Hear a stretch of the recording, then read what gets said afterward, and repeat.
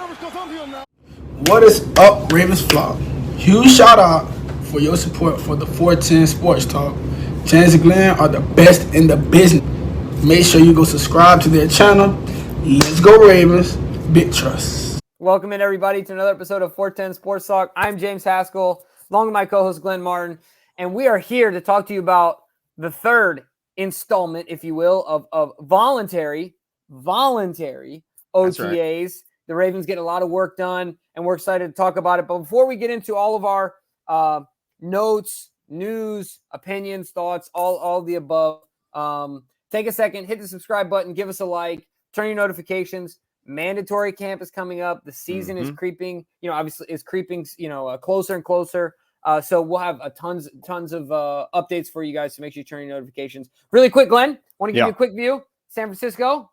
Oh, beautiful. Oh, gorgeous. Yeah. Got a building right next to me. Oh, that's amazing. And I just want to give you a really quick update that this morning I went for a run. I went to the Golden Gate Bridge. Yeah. And I'm from Baltimore City. I live in Baltimore. Way more sketched out in San Francisco than Baltimore. Oh, wow. Way wow. more sketched out. Wow. So, that surprised some people. Yeah. Everyone trashes on Baltimore and says bad things about it. Nah. It's the land of pleasant living. All right. There you go. Anyway. I love it. All right, let's get to it. All right, let's do it. All right, so first place we always start is who's there, who's not there. I'm not going to go down the lengthy list of who was there, so we'll go with the much shorter list of who wasn't there. So, of course, Lamar Jackson still working out with his quarterback group, his quarterback guru, and actually, you know what? I'm just going to take one quick second to just talk about the stuff that we've been seeing coming out of the social media and all this stuff Lamar's been working on.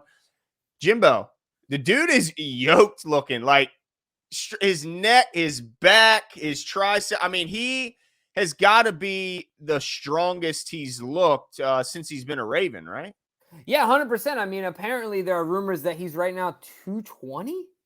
Yeah, I heard 225 from his trainer. 225, like that's big. That's a lot of muscle.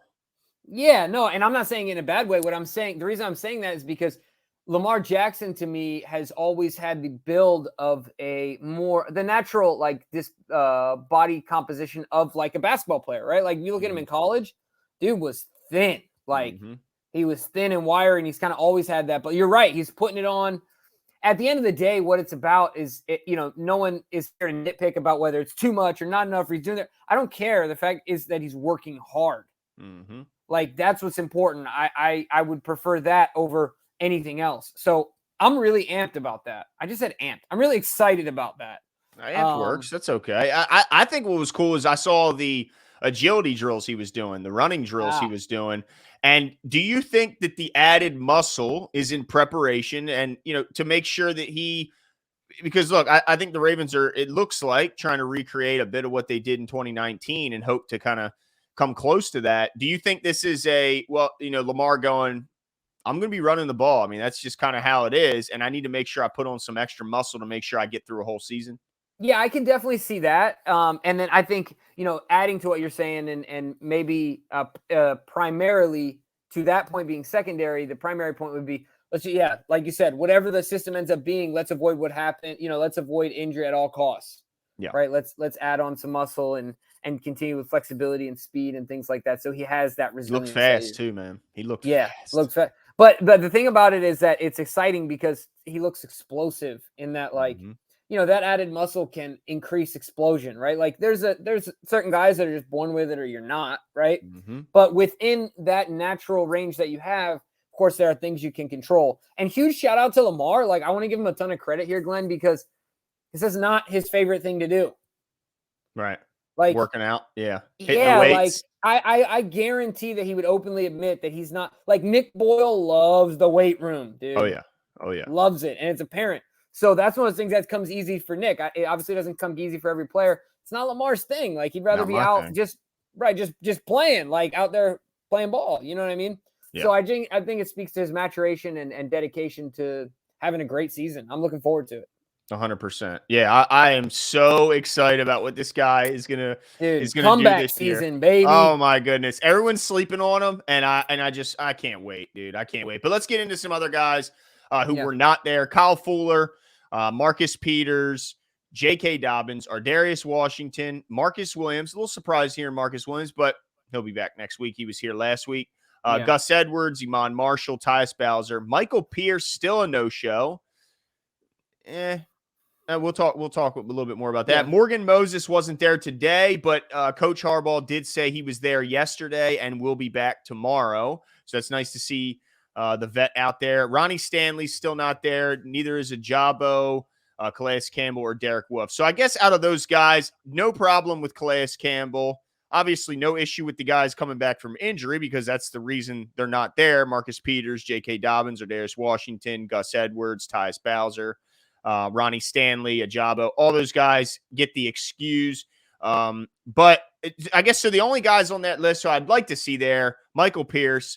I don't know. Is Iman Marshall battling an injury or something, Jimbo? Because how is he not there? Yeah, I don't know. I don't know. I don't have a reasonable explanation for that one other than an injury. But, Michael Pierce, it could – I don't know what Mike's doing. Obviously, he's a vet. Hopefully he's working out. Yeah. So I guess what I meant by I don't know what he's doing is maybe he feels like his time working with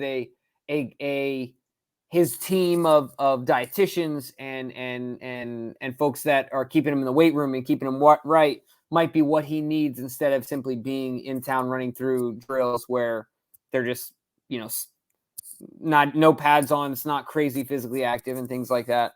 Yeah. So, I just hope he comes in under 350. Yes, please. Because that guy, if he comes in shape with the group around him, Absolute force. And we're going to talk about certainly when the season gets closer, but this might be the most talented defensive line group that they've ever had. I mean, when you really look at it, it's insane. And let me sidebar on that real quick, Glenn. I'm sure you already saw this, but I was thinking about this earlier. We won't spend too much time on this because we're going to talk about this, I'm sure, at a later date. But there's a veteran pass rusher that's going to hit the market here. Who's that? D Ford. Yeah. I saw that Shanahan said that he does not expect D to be on the team. Yeah, so he'll soon be released once he's able to pass a physical. Yeah, I mean, the only thing with him is he's been hurt so much since he signed that monster deal with the Niners. I know there was, obviously me and you know a couple of pretty close Niner fans, and the disappointment has been absolutely incredible. Like just to let you know when he last played with the Chiefs, his final season, he had 13 sacks. He played in every game. He had 55 total tackles. Since he's been there, he played in 11 games in 2019. He did have 6.5 sacks, but only 14 total tackles. So it's like either he was sacking the guy or he was doing nothing. In 2020, he played in 1 game, had no sacks. And then last year he played in just 6 games and had 3 sacks.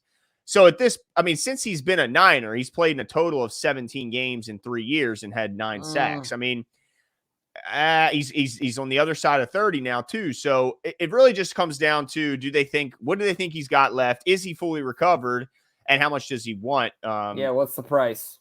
Exactly. So I think that right now Houston is still their guy who's going to be brought back, but I wouldn't be mad if they at least brought D Ford in for a visit, maybe a physical and a workout. Yeah. I mean, I'm going to be honest with you. I think I'd rather have D Ford than Justin Houston. Well, at least Justin Houston was in every game. That's true. But at some point, I feel like I'd rather just risk it for the potential of a higher output. Really? Okay. Yeah, I don't know. I feel like in that instance, I would be a bit riskier in that I'm not breaking the bank. But I get your point too.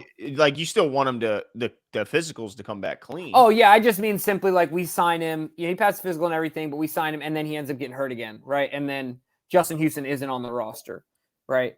If I had to pick one between the other. But anyway, I think it's going to be interesting. And the reason I bring it up is because I think it's going to be a theme we will continue to see as we move closer to camp and things like that. There'll be a few more surprising cuts. Eric and Ozzy say it best. Season doesn't start till October until September. So just a side note there. I know that we got to still get through this list, and we're we're pontificating on other things. So keep No, going. we're done. The list of no shows Okay. is done. And before, because I know you had a topic you wanted to Yeah. jump right into, but before we get there, I just wanted to also let fans know that a couple other draft picks have signed their rookie deals. Yep. We talked about last week there was still a bunch left unsigned. Well, fourth rounder Damarian Williams, they call him Pepe. He signed his rookie contract on, let's see, the 7th. So just yesterday, and then also signing his rookie contract yesterday was first round pick Kyle Hamilton, fully guaranteed. I believe the total was 18 million with like it's 16 9 and change. Okay, and then like 9 of it's guaranteed or signing bonus. Man, yeah. You imagine sign a contract and someone hands you a check for $9 million? My goodness gracious, I wouldn't even know what to say. But that still means that let's see, it looks like five or six left to go still. But no expectations that there will be any hiccups, just kind of filling you guys in on the progress there. Yeah, I just want to bring this up really quickly because Pepe is this not the best fit? Oh, I know. He's killing it. Like, dude. It's just, look how happy. That's what I want to see. I'm loving this. Yeah, that's what I'm saying. I'm loving this kid. All I hear about him, I'm loving it, man. I'm really excited about this kid and hoping that he has a ton of success because he seems to be the type of guy that's easy to root for. So I'm excited about it. But yeah, 100% right. Well, like you said, I'm sure the Ravens will keep working towards that and get that done. But I did want to talk about the offensive line, Glenn. Let's do it. I want to talk about the offensive line for a couple reasons. Obviously, John talked about the offensive line a bit extensively. I would say took up a decent portion of his interview when speaking this week to the media about OTAs this week. A few notes. Morgan Moses was not on the list of names that Glenn wrote, or like he mentioned that he wasn't there, or that he talked about he wasn't there today. However, I think once or twice he was there this week, but he was in attendance this week. It was important. John said he looks good. The other two names that John talked about were Juwan James, and that he seems to look good. He seems to be moving really well. And obviously, like John said, there's no power blocking required. The pads that aren't on. He doesn't have a defensive lineman coming out at full speed. But really, I guess my question to you, Glenn, is because John talked about how this is such a difference between last year. Mm-hmm. What happens? What is the eventuality? Like, how does this all work out, right? Because Moses plays right. We don't know about Stanley, but so my first question to you is, what do you think happens if Stanley isn't ready to go? Do you think it's McCary? Or do you think they find a way to take one of these two who are probably better athletes and better fit for the role than a McCary? Like, how do they address that? So anyway, yeah, it's a bit of a loaded question. Yeah, I mean, I think it's a good question because we still don't know what's happening with Ronnie Stanley, and if you don't have someone blocking on that side, then I don't think much what else you do matters too much, because that's such a glaring hole, and this division is loaded with top talented pass rushers. So, well, I'll say this: they had the alignment right now was Macari at left tackle, Tyree Phillips at left guard. Then Linderbaum at center, Zeitler at right guard, and then Juwan James, or when Morgan Moses is there, Morgan Moses at right tackle. So right now, we haven't seen the coaches experimenting with Juwan James at left tackle, which tells me that he's a right tackle. They view him as a right tackle and only a right tackle. So then the question becomes, is it worth hanging on to Juwan James? Because what I heard some of the sources coming out of there, some of the local media talked about Juwan James, and it's tough because he's not moving people yet. All he's doing is moving around. So while his movement looks better, I'm also hearing that he looks pretty slight in the lower half, Jimbo. He's still looking quite thin, and they're wondering where that power's coming from, with his legs being very, very thin looking, because he hasn't had a ton of opportunity to build muscle when he's been rehabbing leg injuries. It's hard to build muscle when you're rehabbing injuries. And we already talked about it. They can save $3 million by cutting. Actually, you know what? It's post June 1 now, isn't it? Let's see. It may have changed. I think that's what it would be post June 1 when we really talk about it. Yeah, so $3 million they can save by cutting him. But is the $3 million a worthy investment if you think that if need be, he could step in at right tackle if something were to happen to Morgan Moses? That's kind of the question we're gonna have to answer, because $3 million is not like I mean, it's not a ton, but it's enough to maybe have some reserve and get a couple minimum veterans to sign on if there was an injury rash at one position. So, man, I'm curious, but my biggest thing, I don't think he's going to play left tackle, or we'd start seeing him there. Yeah. So I think it's Patrick McCarry and Ronnie Stanley at left, and Juwan and Morgan at right. Yeah, I think you're right. Now, the one thing I would say is, do you think that? I wonder if there's anyone calling about Juwan, some conditional seventh or something. I don't know. I mean, he's a former key contributor and starter in this league, right, before the injury. So maybe another team is more needy than we are. But like you said, so there's that. There's obviously, like you said, the cap savings. If the right guy hits the market, they know they have that lever that they can pull. So it's going to be really interesting to see how that all shakes out. And obviously, it starts with Ronnie Stanley. But I want to talk briefly about the middle of that line. Yeah. I'm not terribly surprised by Tyree Phillips, even though, like, I know everyone's been talking about Ben Cleveland. They loved. You remember how they still do. Yeah, and they really loved him. Remember, if I'm not mistaken, correct me if I'm wrong, Glenn, but his rookie year, he started at left guard, which was kind of a surprise for everyone until he got hurt, right? If I remember correctly, I think you're right. It's just he got hurt, and then that year he ended up, once he recovered, they needed him at right tackle, and him and Fluker had this like rotating thing. That's right. Yeah. So I know they like him at left guard, and so I'm not incredibly surprised that he's the one there right now. But how do you feel about that? I mean, are you pretty surprised? I am surprised. Yeah, I think that's the best word. I may be a little disappointed in that Ben Cleveland. Yeah, because he was out there, but he hadn't been out there a ton. So this could just be, they're easing Ben Cleveland back into the practices because he was not there for last Wednesday, and Ben is now there for today. So it could be simply that, or it could be they think Tyree Phillips is the better player right now. Maybe that doesn't mean they think he has a higher ceiling, but right now he's the better player. And let me ask you this. Yeah. What do you think about Tyree just being light years better than Ben in pulling? Like that I could see that as a challenge for Big Ben Cleveland, right? And Tyree is relatively athletic for his size.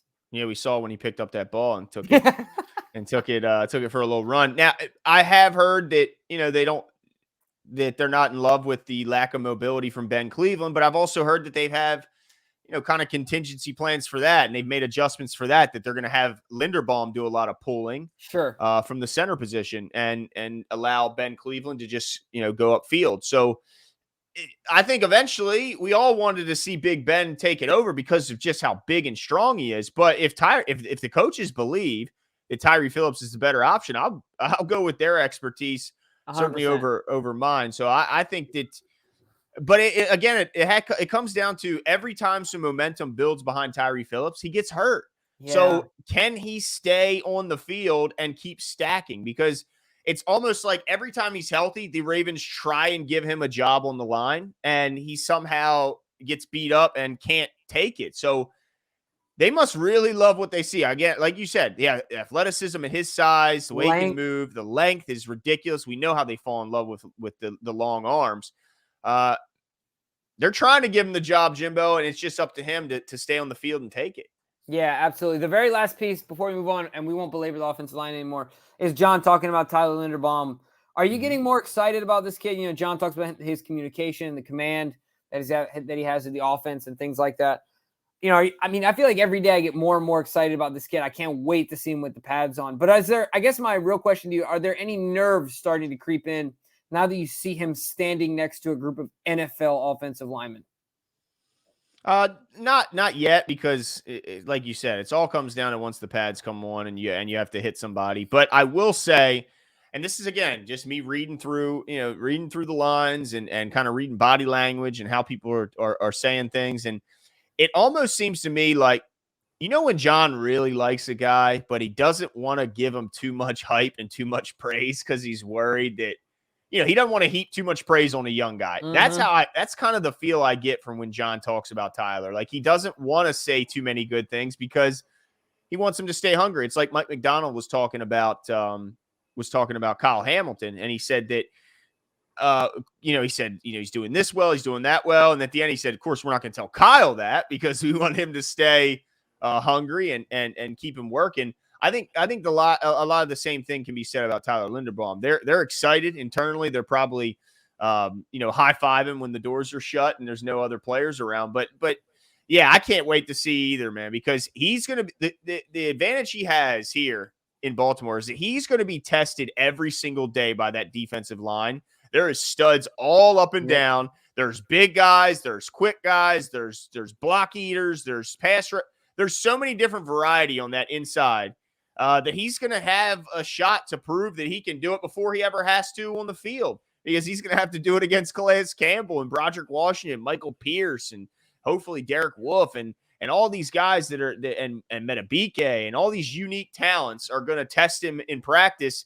And I think he'll be more than ready when he's playing, especially in the preseason. He's going to be practicing all training camp against guys way better than he'll be playing in that preseason, especially when he gets into the second, third, and fourth quarters, if he's even still out there. But, excited about Tyler and can't wait to see the pads come on. 100%. All right, so let's talk. Yeah, let's switch sides a little bit, and I think we're going to come back and bounce around to the offense a little bit. But I did want to touch a little on the defensive side because apparently the defense really showed out today, Jimbo. It was their day. They played phenomenal. And interesting little tidbit.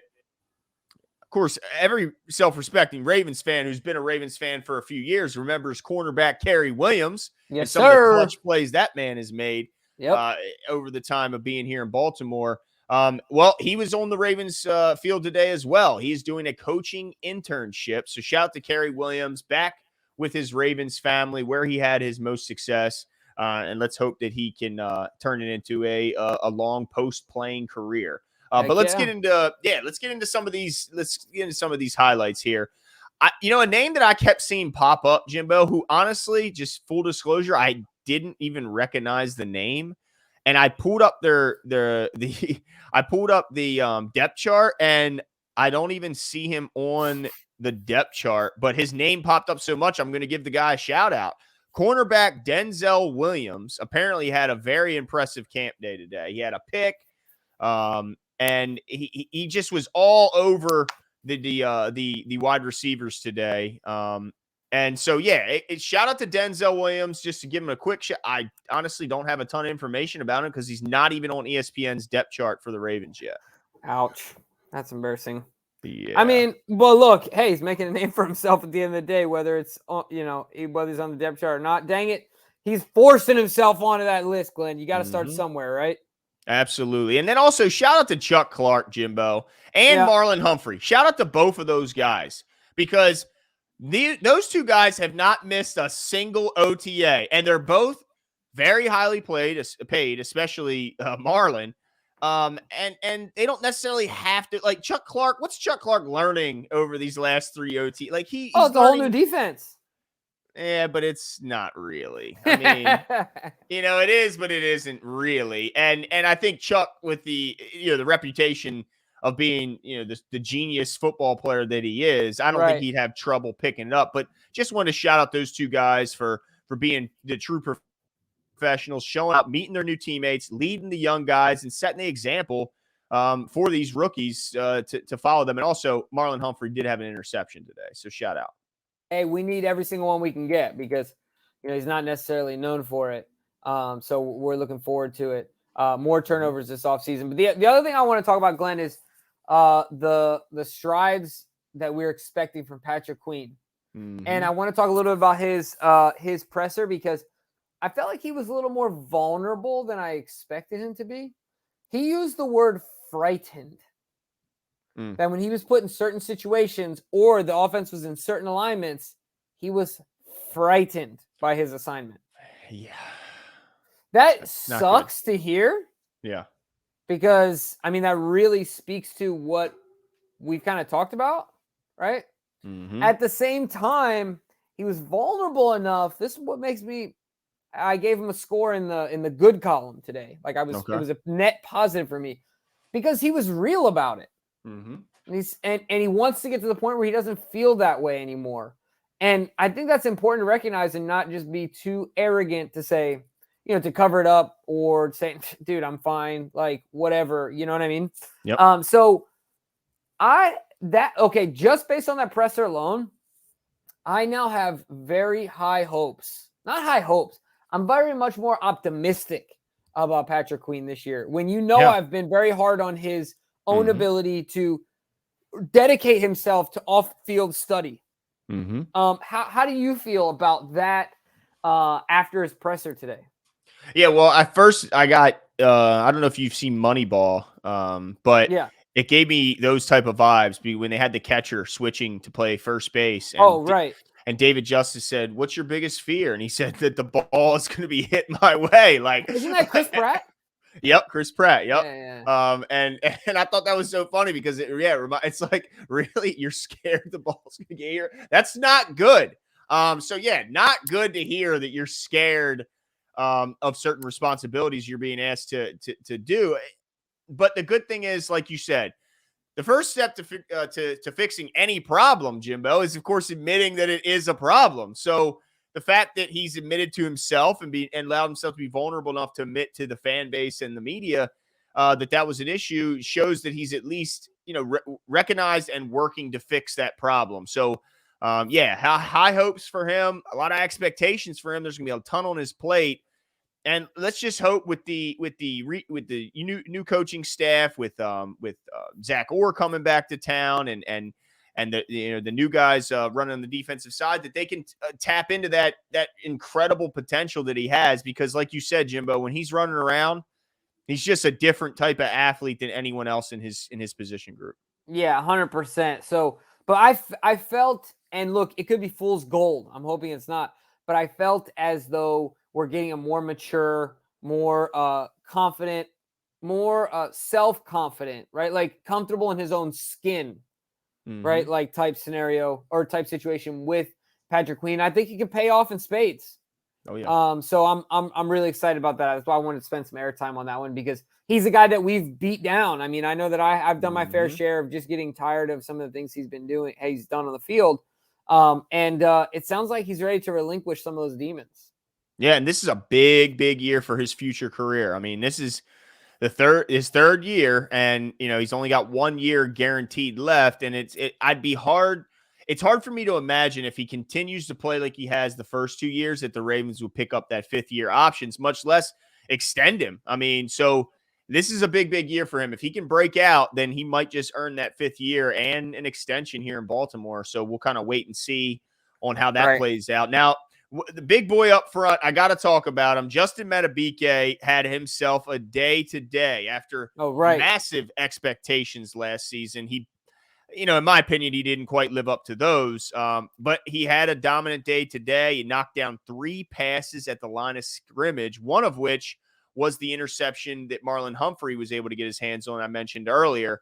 What are you thinking about what Justin Madubuike can bring? Can this be a guy who finally breaks out of his shell and starts making those highlight plays everyone's been waiting on?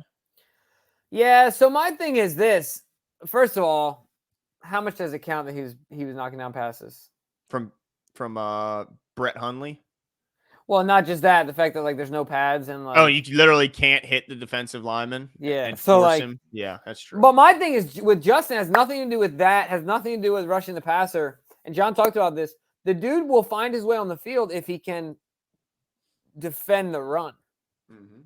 He's got to do that. I have extremely high hopes, just like you mentioned. A lot of people have in the past because they've seen flashes, but if he wants more time on the field, he's got to stop the run.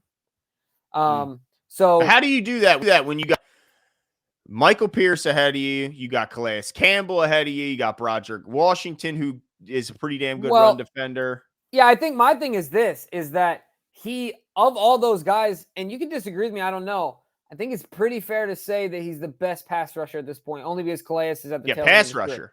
So if he can just become adequate, right? Like in situations where it's not an obvious run and he can stay on the field more, he's just got to, you know what I'm saying? Like he doesn't need to be stellar, but we don't want Yannick Ngakoue either.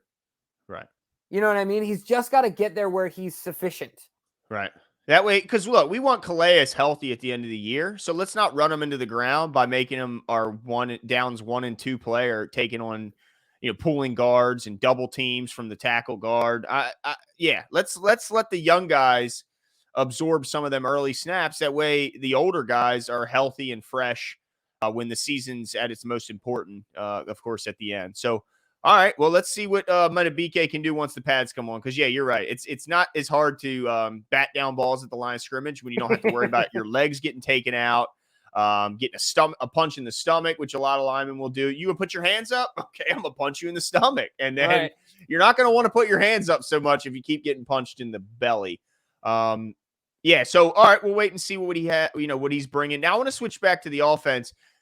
Everyone in the room and – at the pressers and it seems super excited about Nick Boyle and the transformation he's made on his body. Apparently, he said in his presser, he dropped about 10 pounds of what he was playing at last season. Feels so much better. And they asked about if the lack of weight would be worrisome with the the blocking and all the heavy lifting the guy has to do. And basically said, if you take, some extra weight out, this is paraphrase. You take some weight out of the car's going to have the same amount of horsepower. If you have to have the trunk, it's still going to have the same amount of horsepower. So basically indicating that, yeah, I can take off some weight. And I still got the muscle to back it up. But now he seems to be moving around much better than last season.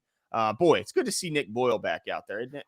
It is 100%. I mean, Nick Boyle's a Baltimore Raven in every sense of the imagination. So yeah, I'm glad to see he's feeling fully recovered and confident and ready to go because he was sorely missed. I mean, it wasn't just, obviously I think people underestimated the role that Hayden Hurst played in this offense. Mm-hmm. But obviously Nick Boyle was a really integral part and was very, very much missed last year. Even when he came back, like we talked about, it wasn't himself. Right. So I'm looking for, man, goodness gracious, we can just stay healthy, relatively healthy. I'm not even asking for Bengals type health. Yeah. But like relative health. If we can do that relative to everyone else, dude, look out, man. This team is middle of the pack, man. That's all we need to be is middle of the pack. And it's funny, he's been working out with former Steeler great James Harrison, who is known for being just an incredible workout warrior. And he even talked about it. He said he sometimes felt like an 8th grader working out with James Harrison. That's how strong that dude is. Do you remember when he was doing the highlights where they were playing volleyball with a medicine ball? Oh my gosh, a 30-pound medicine ball, dude. Like that's, and he does this all in like full sweat gear. Like even when it's hot, he's got the full sweat. Yeah, so anytime any of our players want to work out with James Harrison, I will be extremely happy as long as they're not convinced to join the dark side, and that is, of course, the Pittsburgh Steelers. We don't and don't take any substances that James is suggesting. Yeah, no supplements. Like we don't really. I mean, I'm not a big fan. I'm a fan of James Harrison and his football persona. Respect. You respect. Respect. But of course, being that he was a Steeler, certainly it's hard to root for him. But like you said, just take your own supplements. Yes, exactly. Because he's not being tested anymore. But Nick, of course, is. Well, and didn't he get popped in the league too, James? If I remember correctly, I thought he did, but I thought he did get one. But look, Nick Boyle has too. Nick Boyle's been suspended twice, so so those two together. Hopefully they're not taking vitamins. Just water, guys. Just water, okay? Just water. Absolutely. But also on the offensive side, it looks like Tristan Colon had a few pretty high snaps today, and maybe that's why. That's part of the reason why they decided to go with Linderbaum. Or it could have just been a bad day, but I just found that interesting that apparently he was throwing a few high ones back there, and because we've never seen any issues in the games. No, I don't. Who knows? It could have just been one of those days. For Tristan. Yeah, and it was like 1,000 degrees today, right? Yeah, humid, man. It felt like walking into somebody's open mouth when you walked outside. Oh, that is disgusting, Glenn. That's terrible. But it was, man. It felt so just hot and wet. I just imagine someone like That's what it felt like. It was just, Uh, it was thick. mm. It was really gross. But let's get into some pass catcher stuff because I'm hearing some things that, continuously jumping off the field is Isaiah Likely. Yeah. The tight end who I know you talked about, John, was referencing him and the tight ends. Yeah, I mean, again, he just snatches everything that comes his way. He's a smooth athlete. And you brought up something kind of interesting that you were thinking about with the tight end group and what they Yeah. might end up doing there. Yeah, absolutely. So, like, if this is outside the realm of possibilities, I totally get it because it would be rare. But at the end of the day, we got Mark and Nick, and then we got the 2 rookies that we drafted. It's already 4 tight ends, right? And you got Nick or Pat Ricard in there. Maybe you count him towards like the running back room, and we'll leave him out of this conversation right now. Not for the sake of like what he does, but simply for the sake of depth, like positional depth. So you have 4. But Josh Oliver's been jumping off the screen recently. I think today he had 2 big plays. And it just makes me think, and this is what makes me think. John said something, and I'm going to pat myself on the shoulder real quick. We talked about this. Eric Decosta, I think, has found a loophole. He's watching all these teams pay big money for these wide receivers. Mm-hmm. And he's like, screw it. I'm going to get guys that can play like wide receivers that are under the title of tight end. Because literally, I mean, think of Mark's contract. It's what, 4 years and $40 million? Yeah, something like that. Not nearly to the degree of $30 million a year, what we're seeing. Yeah, I think Devontae Adams will make more money between his sign-on bonus and his salary next year than in the entire contract of Mark Andrews. Here, I do have Mark Andrews' contract coming up right this second. I think he gets. I know Mark has a lot of front-end money, but it's not comparable. He's got 4-year. Let's see. His full contract value is $56 million. He's got 30 of that is fully guaranteed. But again, Ty Hill makes 30 a year. Yeah. I mean, he got over 100. Yeah. So all I'm saying is that I think that Eric Decosta he's always looked for value. I think Eric Decosta has found a bit of what I'm calling a loophole right now and how the league is valuating the commodity of a tight end. Right. And so it's just like business. There are hot, like trendy markets that are stupidly overvalued because it's just trendy, right? Yeah. And then there are other ones that are under the radar. And I think that the tight end position historically and still to this day, and with the new increased disparity of what wide receivers are paid, is an undervalued position. So maybe the Ravens overinvest in an undervalued position. Do you see what I'm saying? Yep. And so all I'm saying is that we could see something unique here. There could be a possibility of using all 4 of these guys often, like early and often in different types of combinations and different roles. And then also even Josh Oliver, finding some way to, whether he's the 54th guy on the roster or something, but to have an impact this year. It's an interesting, proposition you brought up because it's clear that they want to dominate the middle of the field and they want to do so with big, strong receivers. And it really doesn't matter how they label them, receiver or tight end. They want big, strong guys that can make catches in traffic, be big targets, have big catch radiuses.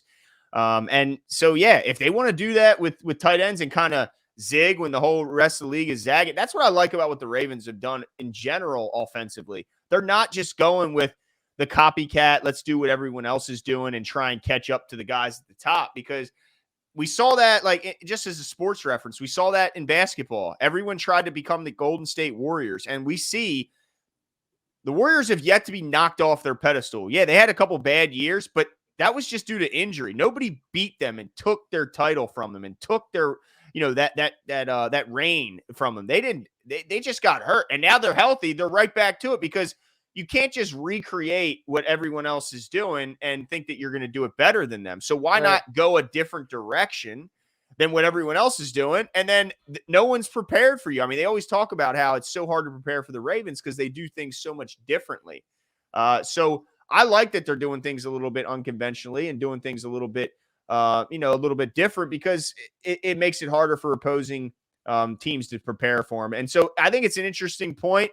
And if Josh Oliver's the 5th, let's say Josh Oliver's the 5th tight end, and you only keep five receivers, I mean, is that real? Unless you have, I mean, look, you still got Bateman, Duvernay, Prochet, Tylan Wallace, and who am I blanking on?